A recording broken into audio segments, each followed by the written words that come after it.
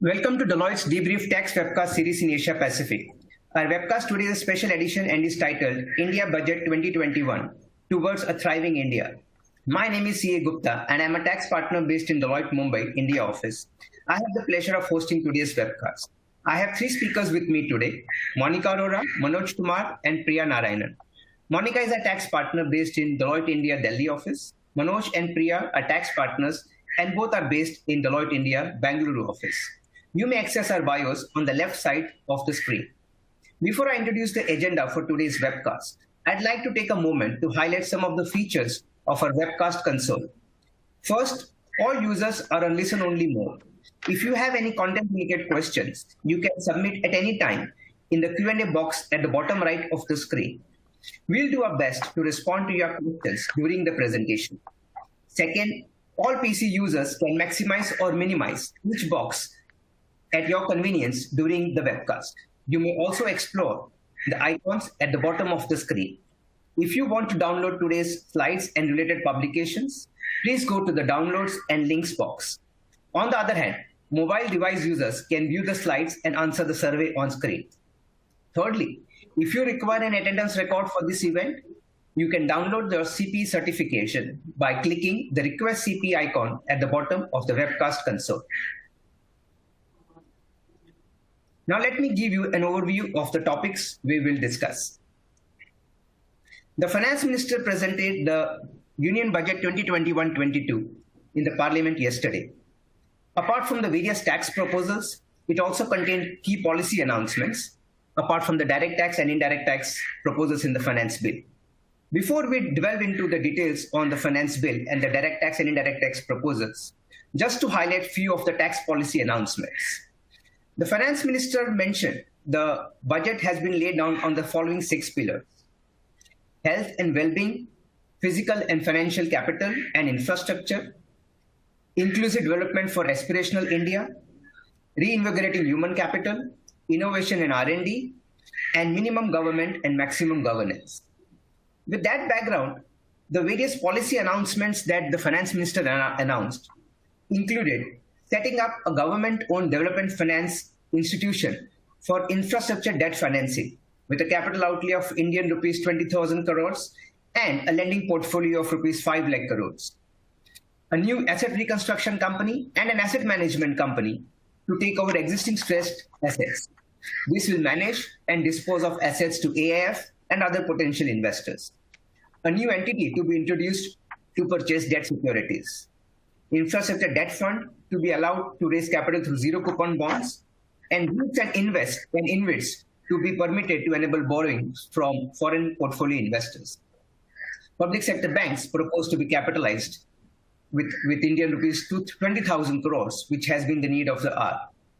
A single securities market code to be introduced by consolidating the 4 existing codes covering SEBI, Depositories Act, the Securities Contract Regulation Act, and the Government Contract Act. Pipeline for monetization of public assets such as roads, railways, oil and gas, infrastructure, power transmission, and the like to be put into place. Foreign direct investment limit in the insurance sector proposed to be hiked from 49% to 74%. Necessary amendments to the Insurance Act to be introduced, and foreign ownership and control to be permitted with adequate safeguards. Privatization of 2 public sector banks and a general insurance company is on the cards. An ongoing disinvestment of 4 public sector enterprises to be completed in FY22, and not to mention the IPO of LIC, which is slated in FY22 as well. Higher Education Commission to be established through a legislation for standard setting accreditation, regulation, and funding. And last but not the least, regulatory gold exchanges to be set up countrywide. Many other policy proposals have been announced, but these were the few top ones which we thought will be of relevance. With that background on the policy proposals, let us delve into the various direct tax and indirect tax proposals.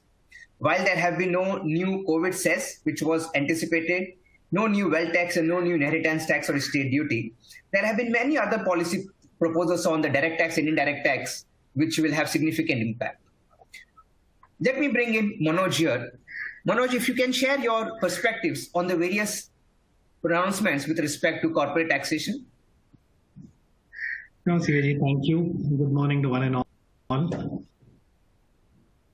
From a corporate, first thing to take note is that there is no change in the headline tax rates in this budget that has been announced by the government, which means that the concessional rates that were earlier announced continue to remain for all companies who don't avail tax incentives and tax holidays.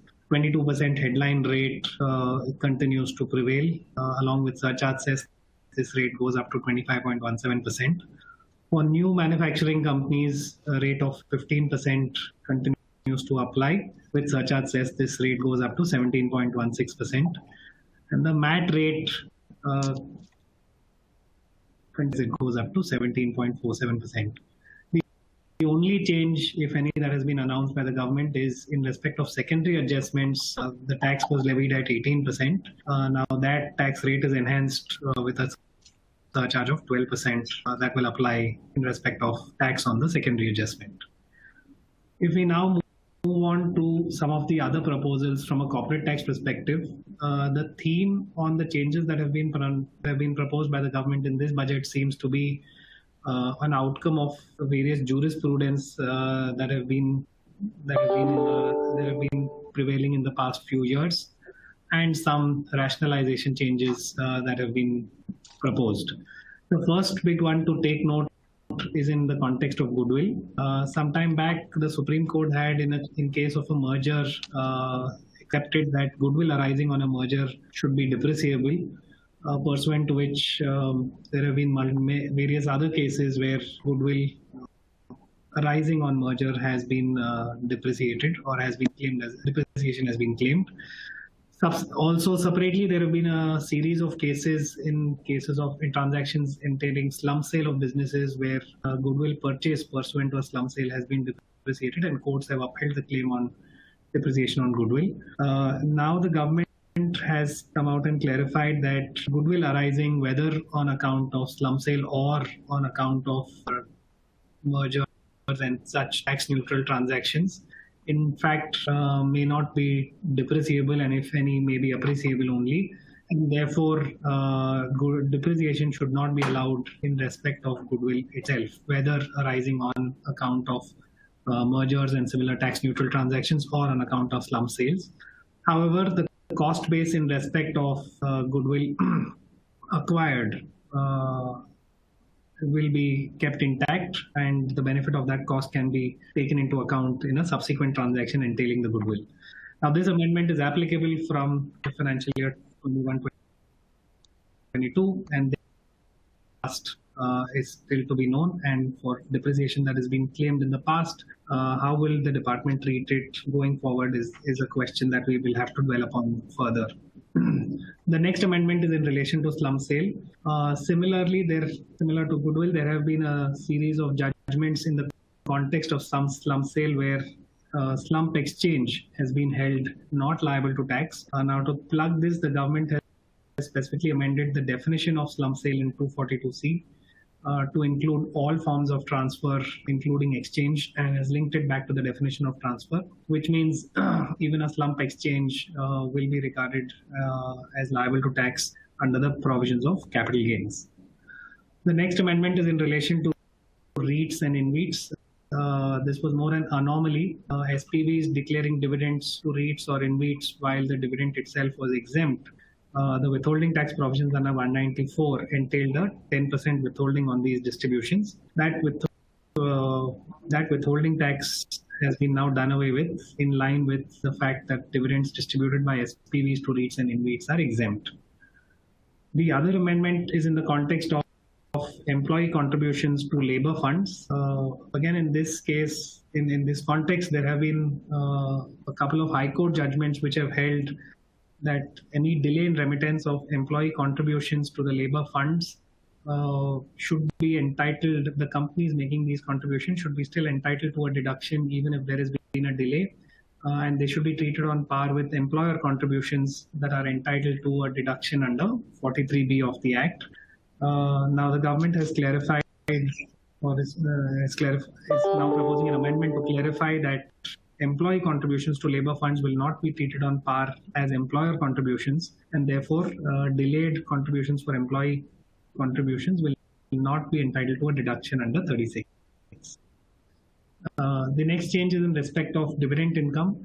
Given that dividend income is now taxable in the hands of shareholders, the advance tax liability will be computed after the date of declaration of dividend, and interest under 234C will get computed accordingly.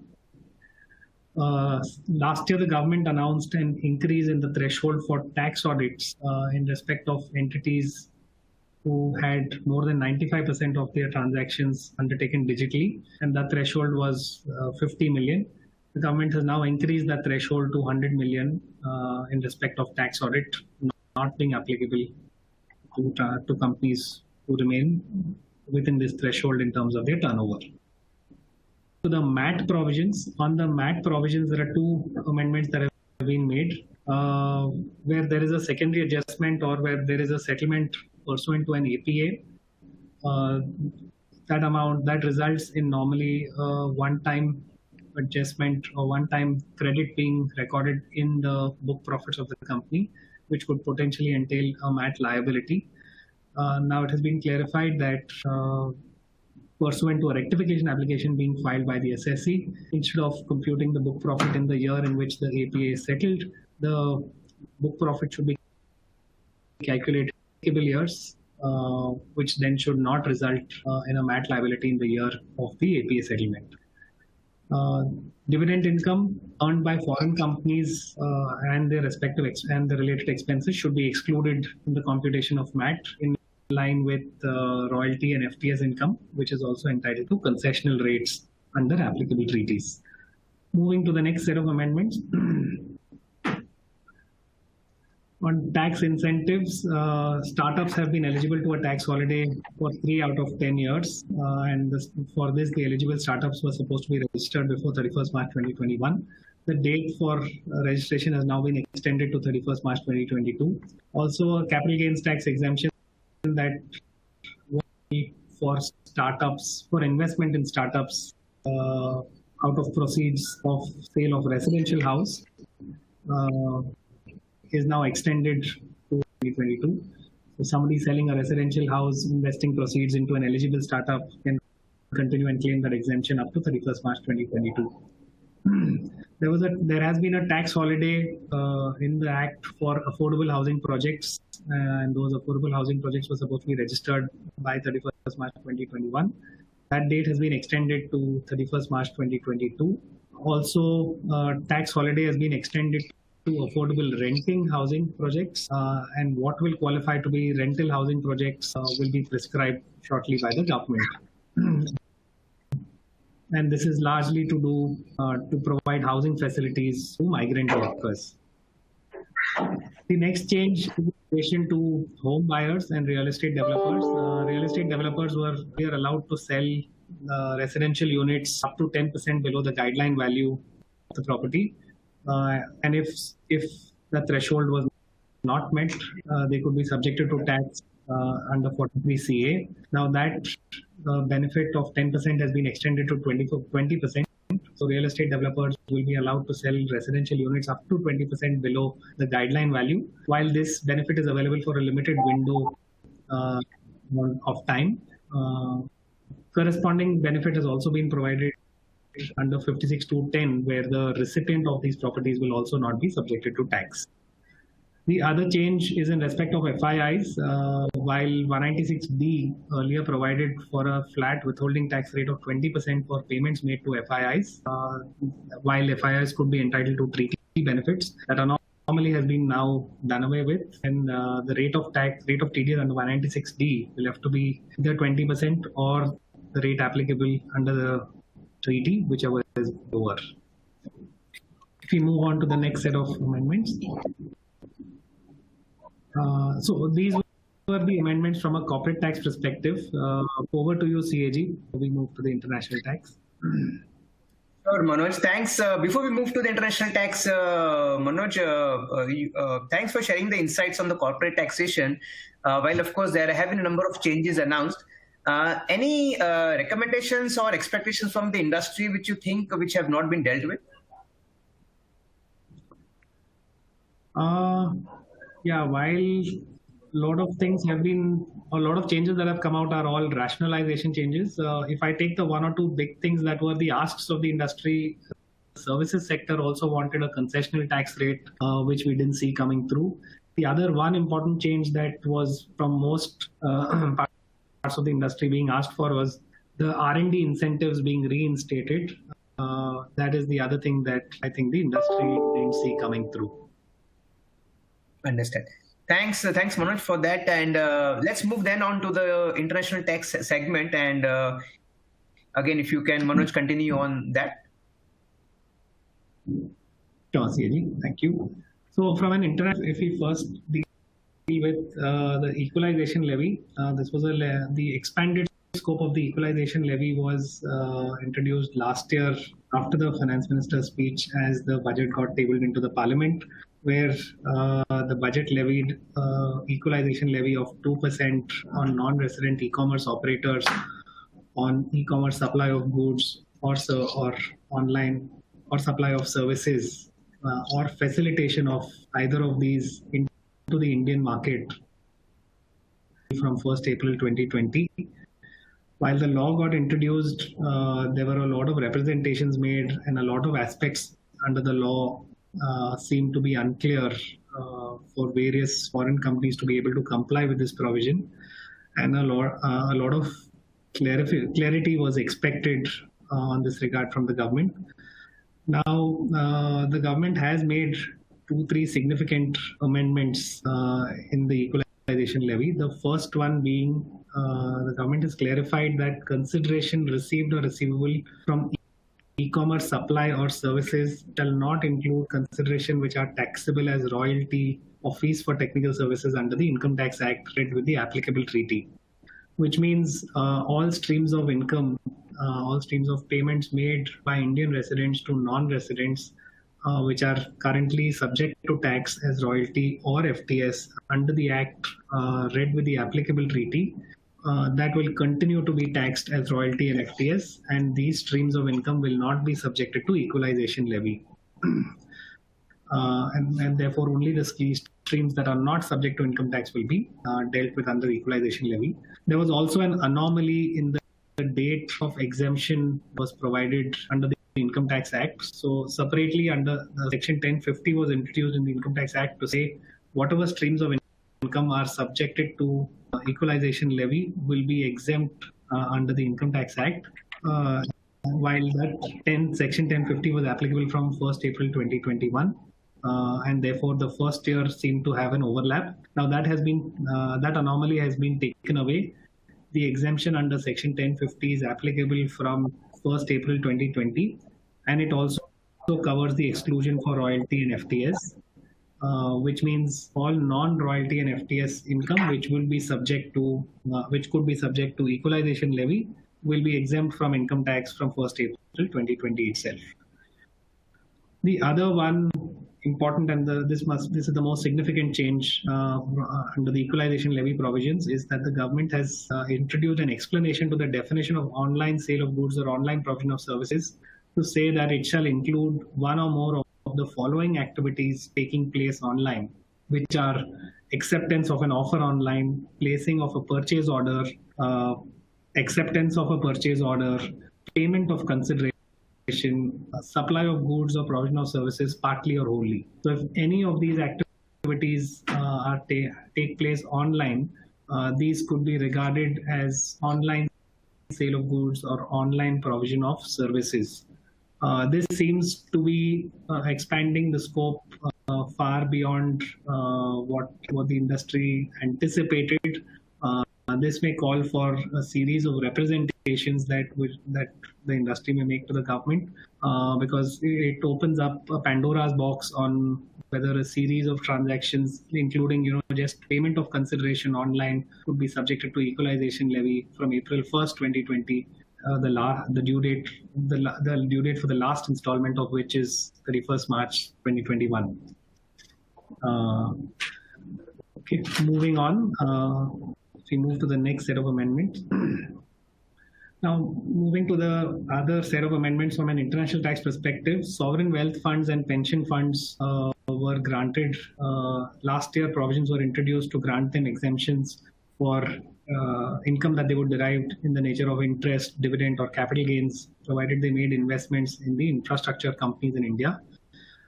Further relaxations have been made in the context of investments by sovereign wealth funds and pension funds for them to avail their exemptions. They were earlier required to invest in infrastructure. AIFs who were again required to make 100% of their investments in infrastructure companies. Now that requirement has been relaxed to 50% of their of the investment of the AIFs should be in infrastructure companies. And further, AIFs, the AIF1 and AIF2 are further allowed to also invest in InvITs, the part of their eligible investments. The sovereign wealth funds and pension funds were required to invest directly into the identified entities, and holding companies, if any, set up were not entitled to the exemptions. Now, it is proposed that even if the sovereign wealth funds or pension funds invest through holding companies, they would be entitled to the exemption, provided these holding companies are set up after 1st April 2021, and a minimum of 75% of the investments are made into the infrastructure companies.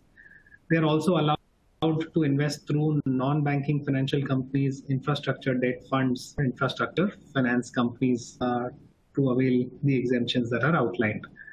However, in all the above investments that I just described, wherever the investment is lesser than 100%, the exemption for pension fund will accordingly be calculated on a proportionate basis, depending on the investment that flows into the infrastructure companies.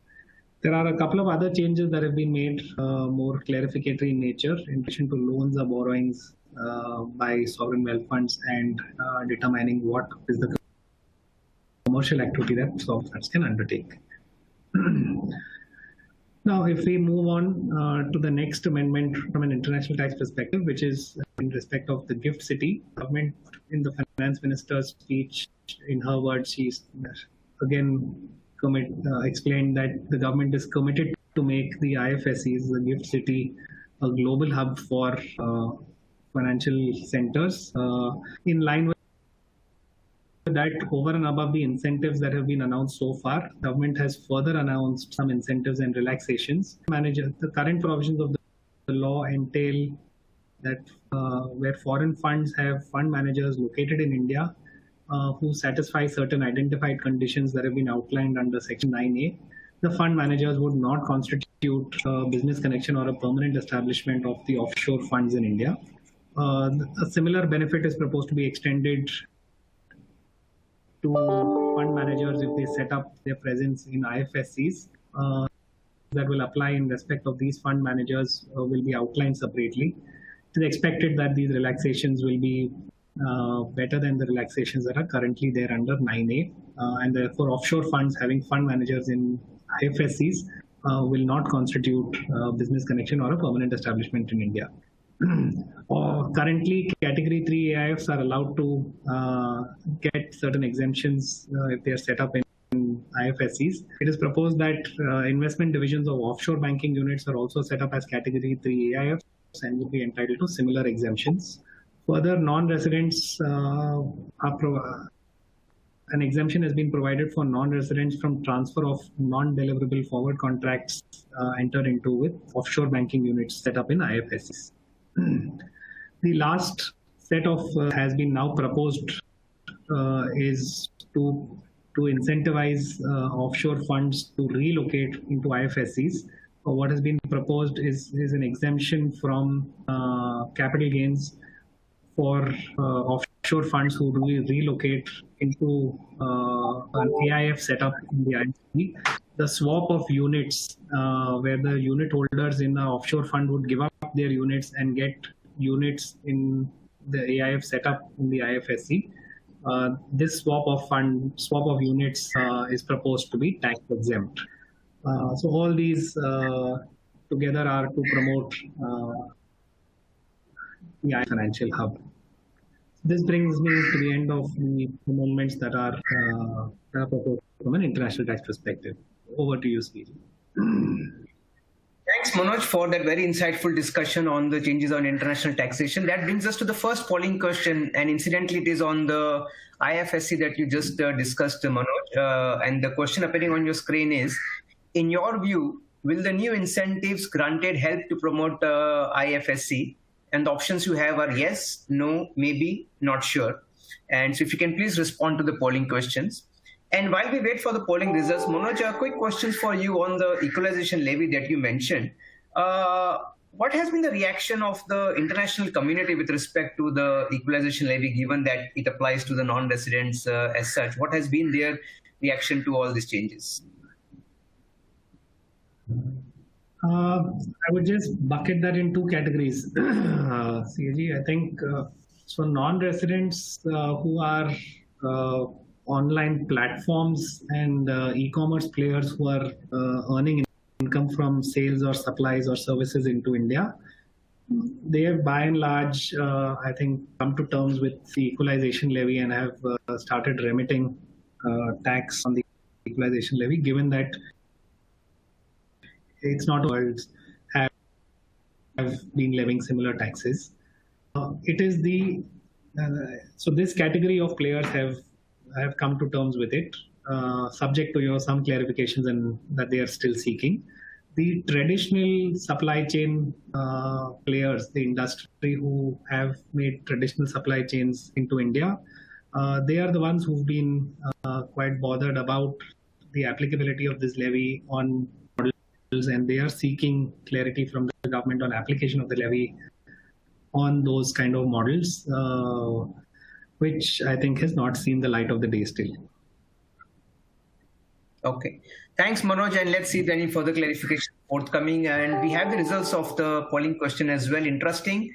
Close to 80% at least think that it will either at least help to promote IFSC. It does or it may. So that's interesting to know, and that's keeping in line with what the government's objective is.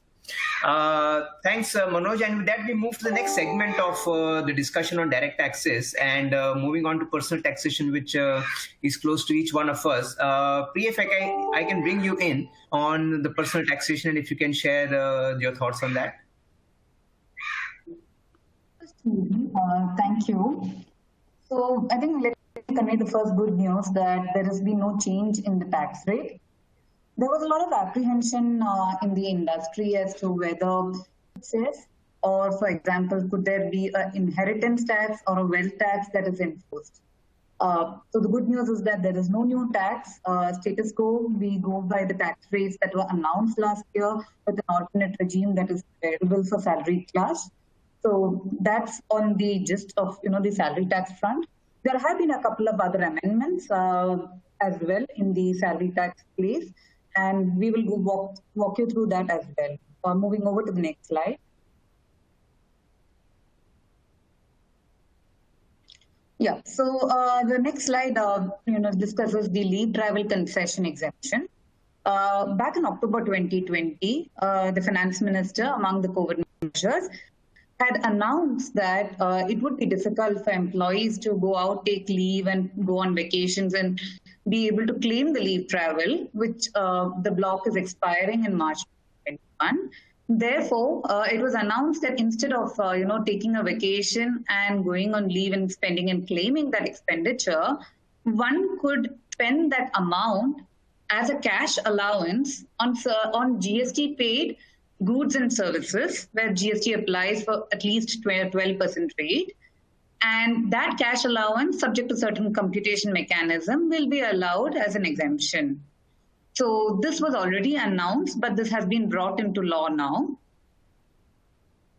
Moving over to the next section, we have the ULIP-related incentives. So typically, proceeds from life insurance policies are exempt from tax, and there is a threshold that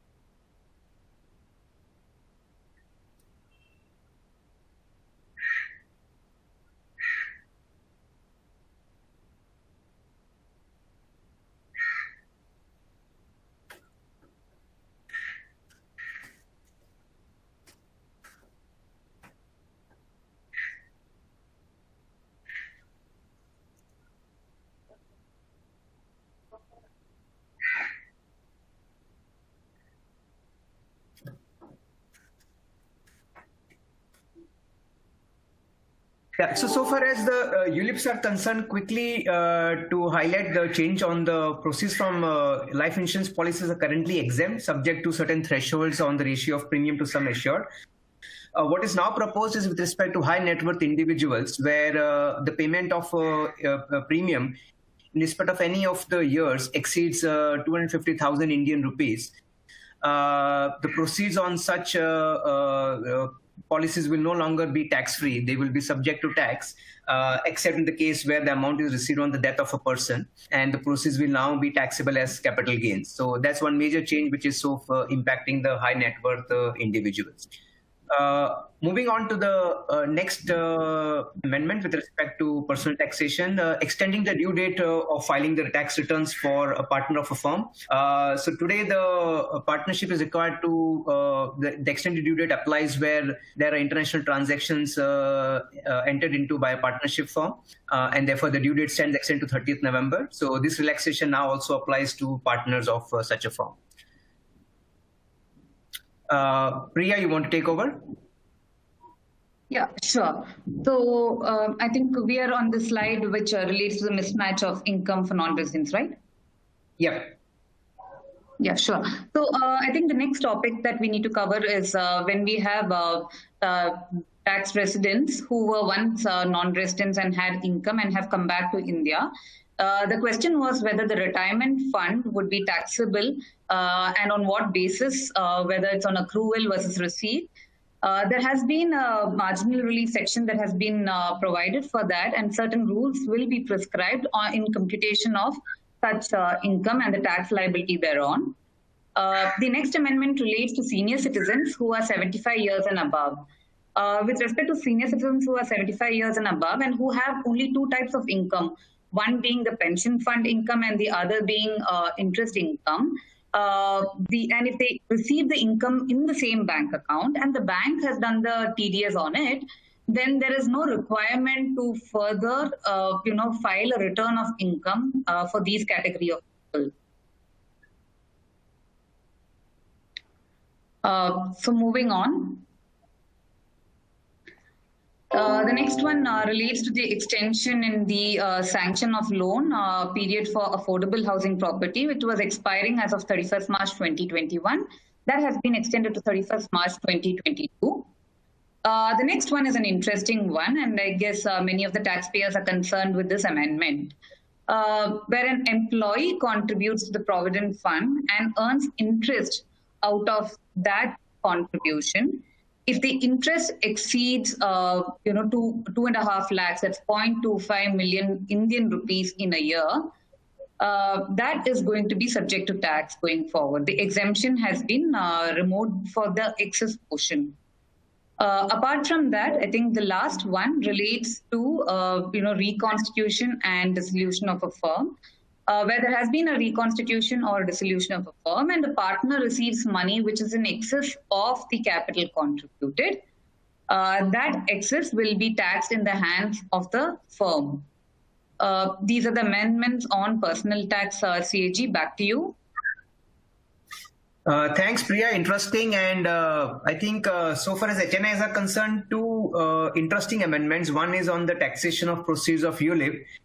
And second is the restriction on the interest being taxed on the contributions in excess of 250,000 Indian rupees. So how do you think has been the reaction on that?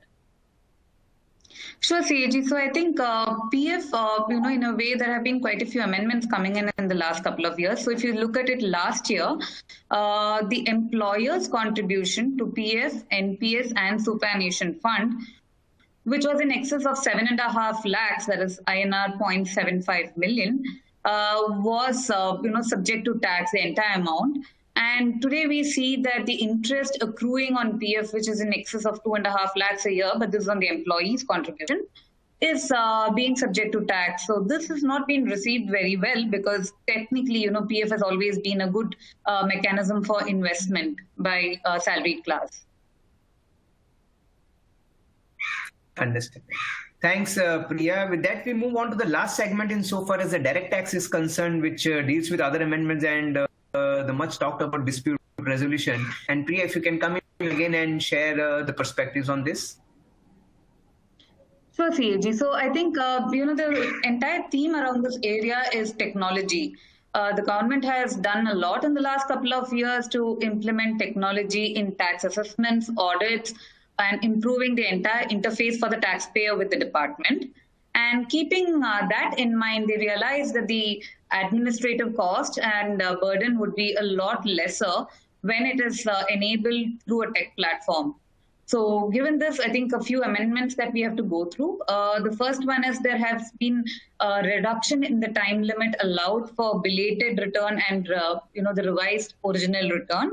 The revision is basically that the allowed time is now shortened by 3 months. So what was expiring on 31st of March will now expire on 31st of December. Moving on to the next one. Similarly, for the department to issue notice, because again, it's going to be tech-enabled these days, there has been a shortened timeline, again from 12 months to 9 months in the case of processing of return. And for selection of scrutiny, it has been reduced from 6 months from the end of the assessment year to 3 months. These amendments are a welcome move because it enables the SSC to prepare and close cases faster. This amendment, which relates to TDS on purchase of goods, was a surprise. We saw quite a few amendments which was brought in, and particularly with respect to withholding tax or tax collected at source on purchase of goods. This amendment seeks to tax a similar transaction, or rather the same transaction where tax was collected on purchase of goods over 50 lakhs. Today we see that this has come in the form of a TDS. And the buyer, when he purchases goods over 50 lakhs, has to withhold tax. The memorandum clarifies where both TCS and TDS apply on the same transaction, then TDS will prevail. And there is a mechanism to obtain lower withholding also in this case. Moving on to the next slide, yeah. The reassessment process has also been streamlined. The reassessment timelines have been brought down by from 6 years to 3 years. However, in certain cases, with the approval of the seniors in the tax office, it can go up to 10 years. On to the next slide. Timelines for completion of assessment has been significantly curtailed. I mean, in the past, we used to have assessments running after 3 to 4 years of the year end. If you see the latest timeline, which is on the last line, for assessment year 21-22, which is financial year ending March, the timeline has been condensed in a case where there is no transfer pricing. Assessments have to be completed by 9 months from the end of the assessment year, and 12 months gets added if there is a transfer pricing case. In addition, so today when the TDS has to be deducted by a person who's remitting the amount, there is a requirement to furnish PAN, otherwise the tax rates are higher. In addition to that, there is a new mechanism where if the person against whom the payment is made has not filed the return in the last 2 years, then again there is a requirement to deduct higher tax rate. The next slide, please. This slide is an interesting one because as we heard in the last 2 years, the government has been trying to introduce a lot of faceless assessment and appeal schemes. Today, the assessments are all faceless. Even the first appellate authority appeal is now faceless. The good news now is that the second appellate authority, which is the ITAT, has also become a faceless scheme. The taxpayer will now be able to file submissions online. And if there's a requirement to personally appear, then the hearings will be done through video conferencing. Apart from that, one of the interesting updates on dispute resolution mechanism is with respect to the authority of advance ruling, which has been dismantled. There were issues in practical implementation due to non-availability of members to fill in certain posts. So a new board called the Board of Advance Ruling has been constituted, and a person not lesser than the rank of Chief Commissioner will be one of the members. There will be 2 members. And the other point over here is that the department appeals are now appealable. While it does, help in probably disposing of cases faster, but given that these are, new, we will have to see how this evolves. Apart from that, there is a mechanism for dispute resolution among small taxpayers called the TRC, and the Settlement Commission has been dismantled as of yesterday, and there will be a new interim board formed to dispose pending applications. These are the gist of dispute resolution mechanism, moving to a more tech-enabled digital phase. Thanks, CAG. thanks, Priya. With that, we move to the next polling question, which is on your screen. In your view, will the new dispute resolution mechanisms help to reduce litigation? And you have 4 options: yes, no, maybe, not sure. So please respond to the polling question. And Priya, back to you again till the time we get the polling results. You mentioned about the faceless tribunals, and we'll see how that pans out. But we already have the faceless assessment and the faceless appeal scheme already in place. What has been the experience with respect to that so far? I would personally say that so far we've been making certain submissions and appearing, filing our cases before the assessing and the appellate authority, which is through a faceless mechanism. It is too early to judge this because we will have to give it time to evolve. Like any other new administrative process, this is new. But I think it's a welcome move because we are saving a lot of time that would have been otherwise spent on probably travel, waiting, and all of that. Understand. But at the same time, there's also a thought that unless you have a personal hearing, sometimes you may not be able to put across your point. So, of course, time will tell. Interesting responses. It's so we have around 1/3 of the respondents saying yes, it will help. Around 1/5 saying that it is not likely to help to reduce litigation. Again, 1/3 saying there may be. So 2/3 close to saying it will help to reduce litigation, and certainly time will tell. With that, we move on to the last segment of our discussions on indirect tax, and there have been a number of changes with respect to GST, customs, excise, and central sales tax. So, Monica, if I can ask you to come in and share your perspectives on these changes. Yeah, thank you, CAG. From an indirect tax perspective, the union budget clearly laid down the Atmanirbhar Bharat and the budget's 6th pillar, which talks about minimum government with maximum governance. In this backdrop, changes were proposed to the GST law, which were primarily focused on simplification of compliances as well as prevention of fraud and evasion of taxes. The changes in the Customs Act were aimed to enhance trade facilitation along with the focus on Atmanirbhar Bharat and the Make in India theme. Customs duty rationalization and pruning of exemptions were also on the agenda with the twin objective of promoting the domestic manufacture as well as getting India onto the global value chain by a special impetus to the exports. There is also a proposal to align the customs tariff to the HSN 2022 with effect from January 1, 2022, in order to adapt the current structure to the new requirements with an overall focus on ease of doing business and trade facilitation. Moving on to the detailed proposals on the goods and services tax side. From a compliance side, the requirement to file the GST audit report duly certified by a chartered accountant has been done away with, and in future, the taxpayers will be required to file only a self-certified reconciliation to this effect. A legislative competence has been granted to the requirement for reconciliation of input tax credits with the invoice details uploaded by the suppliers in the GSTR1. So in the future, it will be mandatory for every taxpayer to reconcile his input tax credits with the data uploaded by the suppliers on the GSTN portal. The law has also been retrospectively amended to provide for the levy of interest only on net cash liability related filings of the GST returns.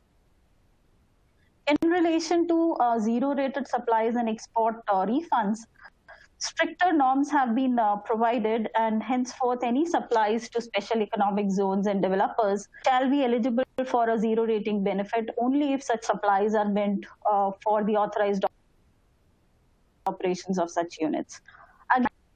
Tax and claiming a refund in case of exports will now be restricted only to notified supplies and a specified class of taxpayers. Even the refund of credit on export of goods has been linked to the realization of the export proceeds under the FEMA guidelines. And any refunds which are claimed towards exports and they witness a non-realization of the export proceeds will be liable to be recovered with interest.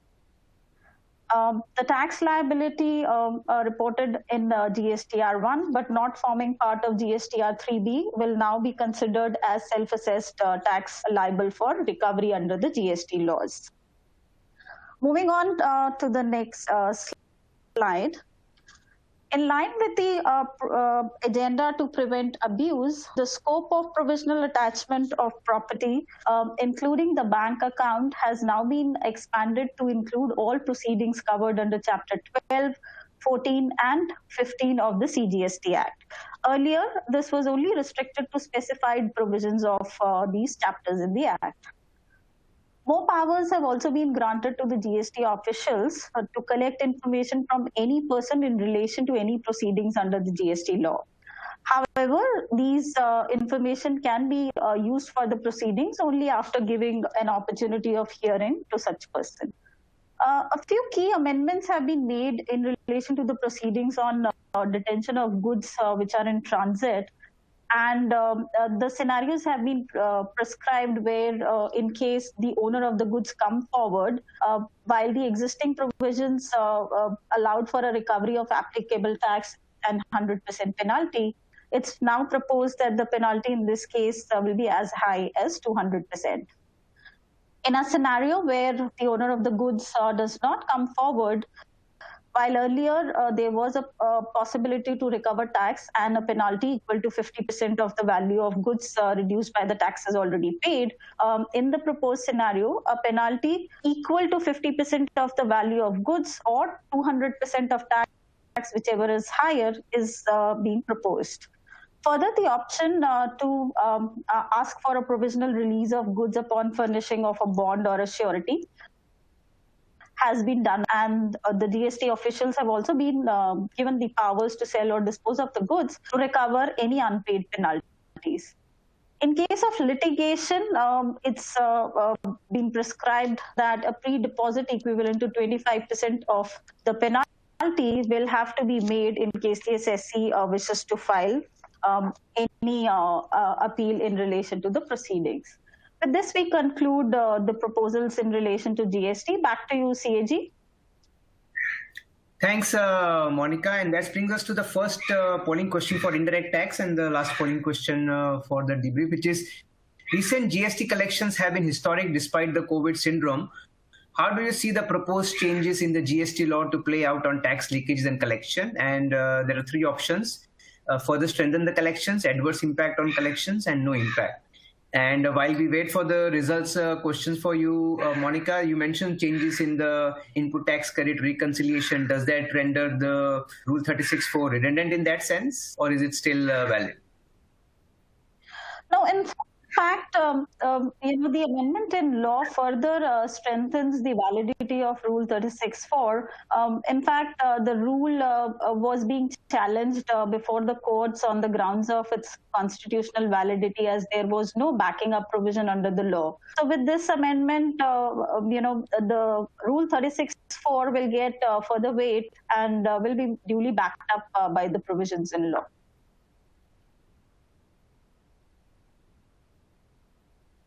Great. Thanks. That's interesting to know. And we have the results of our survey as well.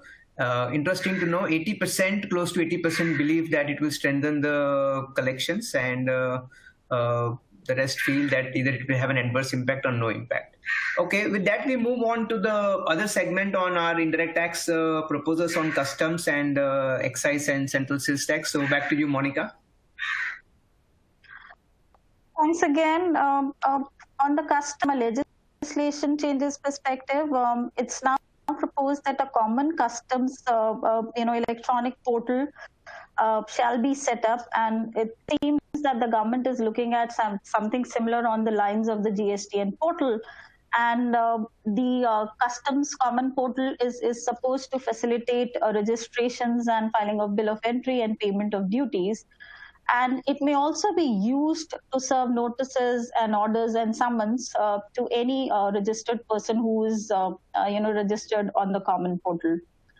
From a procedural perspective, to facilitate the faceless assessment, it's been prescribed that the bill of entry has to be filed before the end of the day preceding the arrival of the goods.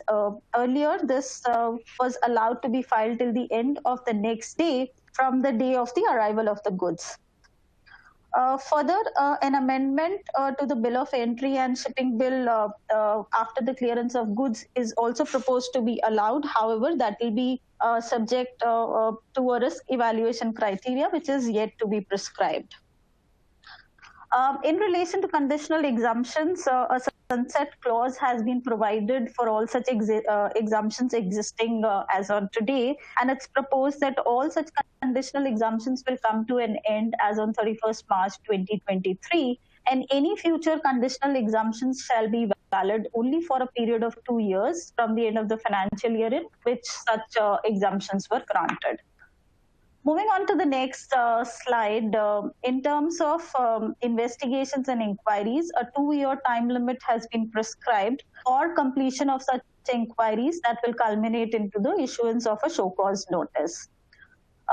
Given a self-assessment regime and benefits associated with exports, the scope of penalty and confiscation provisions has been expanded, and it's been provided that any goods entered for exportation under a wrongful claim of refund or remission of duty shall be liable to be confiscated.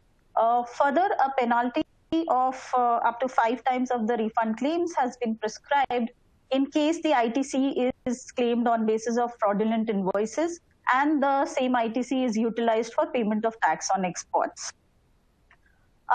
Towards anti-abuse provisions, it's been prescribed that the levy of countervailing duty and anti-dumping duty shall be allowed retrospectively in case of anti-circumvention cases and will be applicable from the date of initiation of the inquiry. Further, a power to temporarily revoke such levies shall also be granted, but for a period limited to 1 year. Such duties can also be levied on clearance of goods from EOUs and SEZs, where such goods are either cleared as such or cleared to DTA after use in manufacture. Next slide. The IGCR rules have been amended to allow the job work on imported goods, as well as 100% outsourcing of manufacture of goods on job work. Further, the provisions will also now allow the disposal of capital goods on payment of the differential duty with interest, depreciated value of such goods. The depreciation norms would be the same as applied to EOUs. Changes have also been proposed on the tariff side, and it's proposed that Schedule 1 of the Customs Tariff Act will be aligned to HSN 2022 with effect from January 1, 2022. Moving on to the next slide. On the customs tariff side, a new levy called the Agriculture Infrastructure and Development Cess has been imposed on goods specified in the first schedule of the Customs Tariff Act. The said levy has been aimed to finance the agriculture infrastructure and other development expenditure. The AIDC has been notified on specified goods falling under various headings, and however, in order to keep the tax burden intact on the importers, a consequent reduction in the BCD rates has also been made. The AIDC will be calculated on transaction values similar to BCD, and SWS, which is the social welfare surcharge, will also be levied on AIDC except in specified cases. However, at present, the goods imported availing customs duty exemptions under FTA or under advance authorization schemes or by EOUs are exempt from AIDC. Looking at the current slide, we will discuss a few changes in the rates of duties. In line with the levy of AIDC on specified products, the BCD on certain agri and agri-related products has been reduced. For an example, the specified alcoholic beverages, which were earlier subject to a BCD of 100%, will now be subject to a BCD of 50%. However, an equivalent AIDC to the extent of 100% will also be levied to keep the burden of duty intact. Moving on to the next slide, in order to boost the domestic steel industry, the BCD on specified products of non-alloy steel has been reduced and in most cases has been capped at 7.5%. On silver and gold, the duty has been reduced from 12.5% to 7.5%. Vis-a-vis other products, the silver and gold, where there is a reduction of BCD to the extent of 5%, the AIDC only to the extent of 2.5% has been proposed. Moving to the next slide.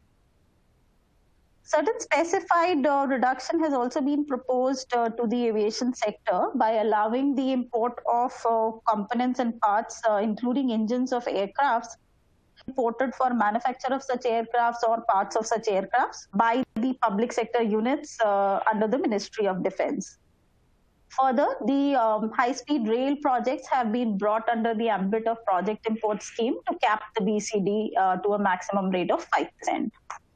Moving on to the next slide, the duty specified on certain chemicals, plastics, and polycarbonates has been increased in the range of 2.5% to 5%, while on specified categories of leather, the duty has been revised from nil to 10%. Moving on to the next slide, textiles being a preferred sector for the government to boost the domestic sector, BCD on raw silk and silk yarn has been increased by 5%, and on the infrastructure side, the duty on tunnel boring machines and parts has also been increased. Moving to the next slide, certain parts and components of white goods and certain electrical goods, including lights, will also witness a marginal increase in the BCD. Moving on to the next slide, the mobile phone industry is likely to witness a steep increase in the duty burden and consequently their costs, because most of their inputs and raw materials have witnessed a BCD increase in the range from 2.5% to as high as 4%. Moving on to the next slide, again, certain electronics electricals will attract a duty in the range of 2.5% effective April 1. Auto parts will also witness a duty increase to the extent of 5%. Moving on to the next slide, in terms of the safeguard provisions, the levy of CVD and ADD on certain specified steel and steel alloys has been temporarily revoked for a period of 6 months while being imported from specified countries like China. Moving on to the last section, the changes under central excise and the central sales tax law. In line with the levy of AIDC on products under the customs tariff, the basic excise duty on excise duty structure, however, the principle of keeping the duty burden same has also been observed in this cases as well. Lastly, on the CST side, we clarified that the benefit of purchasing goods against CFAM at a concessional rate will only be available in relation to non-GST products and will not be available in relation to anything which is covered under the GST law. With this, we close the discussion of the IDT proposals. Over to you, CAG.